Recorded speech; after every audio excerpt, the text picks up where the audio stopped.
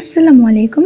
চলে এসেছি অবিনশ্বর পদধ্বনির দ্বিতীয় পর্ব নিয়ে, অদৃশ্য প্রতিবেশীর হুঁশিয়ারি। গত পর্বে আমরা দেখেছিলাম জুবায়ের সাহেব তার নতুন কেনা বাড়ির সেই রহস্যময় ঘরে অদ্ভুত এক দৃশ্য দেখেছিলেন।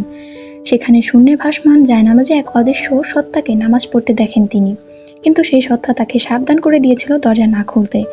আজ আমরা জানব সেই রাতের পর জুবায়ের সাহেবের পরিবার কোন ভয়াবহ পরিস্থিতির মুখোমুখি হয়েছিল। সেই রাতে জুবায়ের সাহেব আর এক মুহূর্ত দরজার সামনে দাঁড়িয়ে থাকার সাহস পেলেন না। ভয়ে কাঁপতে কাঁপতে তিনি নিজের ঘরে ফিরে গেলেন। সারা রাত তার চোখে এক ফোঁটা ঘুমও ছিল না। ফজরের আজানের পর তিনি একটু শান্ত হলেন। সকালে ঠিক করলেন এই বাড়ির রহস্য তিনি সমাধান করবেন। নাস্তার টেবিলে বসে তিনি তার স্ত্রী সাফিয়াকে কিছুই বললেন না। পাশে সে ভয় পায়, কিন্তু তিনি লক্ষ্য করলেন সাফিয়ার মুখটা খুব ফ্যাকাশে হয়ে আছে।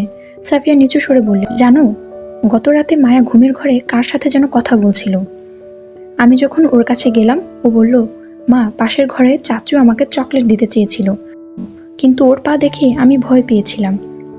জুবায়ের সাহেবের হাতের চায়ের কাপটা কেঁপে উঠল। তার মানে মায়াও কিছু দেখেছে। তিনি বুঝতে পারলেন পরিস্থিতি সাধারণ কোনো বিভ্রম নয়। দুপুরে জুবায়ের সাহেব পাড়ার মসজিদের বয়স্ক ইমাম সাহেবের কাছে গেলেন। ইমাম সাহেব সব শুনে দীর্ঘশ্বাস ফেলে বললেন, বাবা, ওই বাড়িটি সাধারণ কোনো দালান নয়, ওটা কয়েকশো বছর পুরনো। ওখানে এক নেককার জিন বংশের বসবাস ছিল। তারা সাধারণত মানুষের ক্ষতি করে না, কিন্তু তাদের ইবাদতের জায়গা ব্যাঘাত ঘটলে তারা রুদ্র মূর্তি ধারণ করতে পারে। জুবায়ের সাহেব বাড়ি ফিরে এসে দেখলেন এক বিভৎস কাণ্ড। তার শোবার ঘরের দেয়ালে লাল রঙের তরল দিয়ে বড় বড় অক্ষরে লেখা, আমাদের নির্জনতা ভঙ্গ করো না। অদ্ভুত ব্যাপার হলো, সেই লাল তরল থেকে রক্তের গন্ধ নয়, বরং মেশক আরম্ভের কড়া ঘ্রাণ আসছে। বিকেলবেলা যখন জুবায়ের সাহেব ড্রয়িং রুমে বসে চিন্তা করছিলেন, তখন হঠাৎ দোতলা থেকে তার মেয়ের চিৎকার শুনতে পেলেন।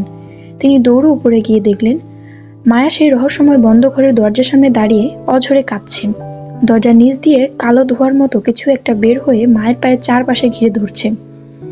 জুবায়ের সাহেব মায়াকে কোলে নিতে গেলে দেখলেন মায়ার শরীর বরফের মতো ঠান্ডা। ঠিক তখনই সে বন্ধ ঘরের ভেতর থেকে অট্টহাসির শব্দ ভেসে এলো। না, এটা কোনো মানুষের হাসি নয়। এই হাসিতে ঘরের আসবাবপত্র কাঁপতে শুরু করলো। দেয়ালের ঘড়িটা উল্টো দিকে ঘুরতে শুরু করলো দ্রুত গতিতে। হঠাৎ সেই হাসির শব্দ থেমে গিয়ে এক বজ্রকণ্ঠ শোনা গেল, জুবায়ের, তুমি ইমামের কাছে গিয়ে আমাদের পরিচয় জানার চেষ্টা করেছো। এটা আমাদের পছন্দ হয়নি। এই বাড়ি এখন আর তোমাদের নয়।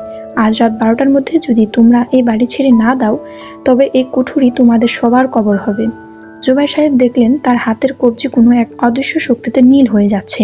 তিনি মেয়েকে নিয়ে নিচে নামার চেষ্টা করলেন, কিন্তু দেখলেন সিঁড়িগুলো আর নিচে নামছে না। সিঁড়িগুলো যেন অন্ধকারে এক অনন্ত গল্পের গিয়ে মিশেছে। তারা দোতলায় আটকে পড়ে গেছেন। গল্পটা কেমন লাগলো অবশ্যই জানাবেন। তৃতীয় পর্ব খুব তাড়াতাড়ি আসছে।